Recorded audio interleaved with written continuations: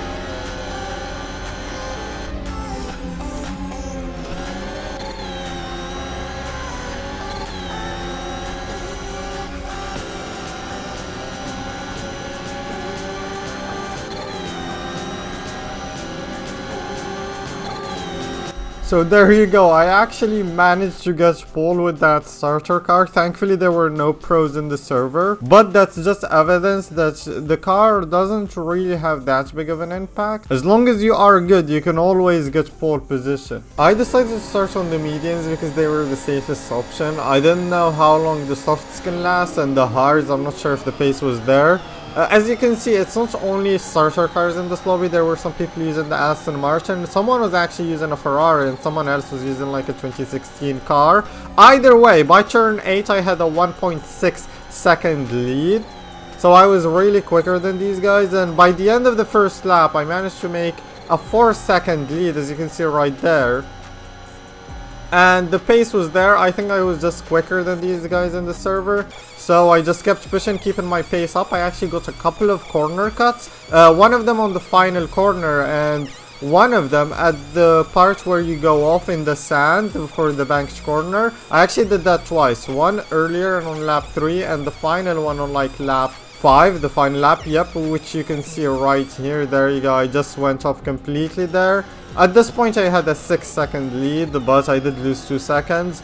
Also, it doesn't matter where I finish. I mean, I did finish P1, but that's why we have the race time comparison. That's just to help us like compare this to the Red Bull to see how much quicker in a race it is, because I can't like race myself at the same time in the same race. There you go, we finished P1, 4 seconds ahead of this guy which is using like the Brawn.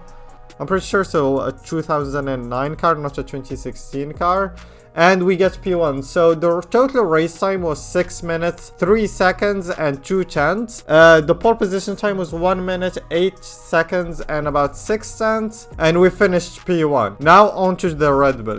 So for qualifying, as you can see, I just crossed the line. I was 1.2 seconds quicker already than the free car. So definitely a way quicker car in qualifying. And for the race I used the same strategy, started on the mediums, got a decent launch there. Someone was actually using a 2016 Ferrari, and the 2016 cars are way quicker than these cars, so I had some competition this time. And into turn 2 I had someone on my back. You can see on the leaderboard they passed me, but I passed again. And into the hairpin, I made a major mistake. I simply didn't have the same racing line. I tried to like brake later or whatever. It didn't work. I got a corner cut. And this Haas or Alfa Romeo actually overtook me, but I managed to get them back in a couple of corners. But yeah, basically I was trying to see if I braked earlier or had a different line, would it work with this kind of downforce, but it didn't work at all. The car, like, it felt better. It was quicker in the streets for sure. In terms of the corners, it felt exactly the same, like maybe slightly better, but it basically felt like the difference between the soft compound and the medium compound in the same car. And it wasn't even that noticeable, it was barely noticeable. So I got 2 corner cuts this race, which is one less than the other race, so I guess you can maybe blame the 3 corner cuts on the other car or maybe the lack of focus. But yeah, as you can see, the pace was about the same as the other car. We're gonna see how close it is between the 2 cars, because it's really close, especially if you include the CCs and if you like remove the time lost because of them. You're gonna see it's very close, and that might spoil the conclusion to you, but I just want to make sure to include this entire race here so you at least see how I drove. I'm not sure if the price is justified by the pace of this car. Maybe you can consider 10 million cheap. If you do, then it's worth it, but if you do not, then depends what you're looking for to buy in the game, because if you want the livery, this is worth it. If you don't, then you will see what I'm talking about. The guy behind me, 14 seconds behind already by the end of this race, so way better race generally, but as you can see here, I'm gonna make a simple mistake. I was trying to do this part full throttle for the final lap.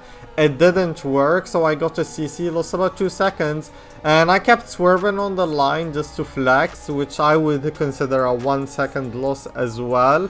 But now let's talk about the results. I got P1 in the first race, I got P1 in the second race. I got a 108.4 in the first race in qualifying, I got a 107.2 in the second race in qualifying, so 1.2 seconds quicker, the Red Bull in qualifying. In the race, the first one I got a 6 minute, 3 second, 2/10 race time with 3 corner cuts. The second race, I got a 5 minute 57.120 race time. So it was 6 seconds slower. It was 6 seconds quicker than the free car basically. The Red Bull was only 6 seconds quicker in 5 laps. And now if we look at the corner cuts, I lost about 6 seconds because I got 3 corner cuts. I lost about 6 seconds the first race, and I lost about 4 seconds the second race. So about another 2 second difference there for the free car, which means they're 2 seconds closer now, which puts the gap at about 4 seconds. So you pay about $10 million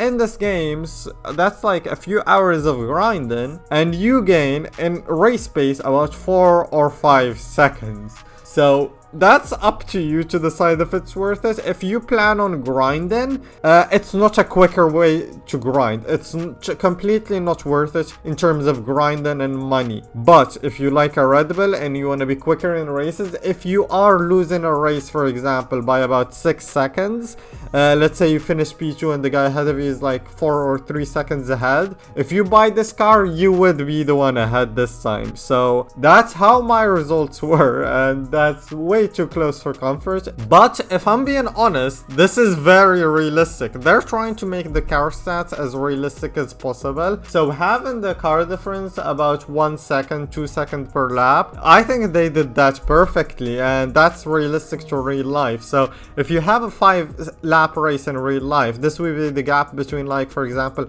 a Ferrari and a Williams, if they had no collisions, of course. But yeah, that's it for this video. I hope you found it useful. If you did, make sure to smash that like button, it really helps me out. Also subscribe to the channel, we're trying to catch Yarno Opmir, so smash that subscribe button, and I see you guys next time. Goodbye.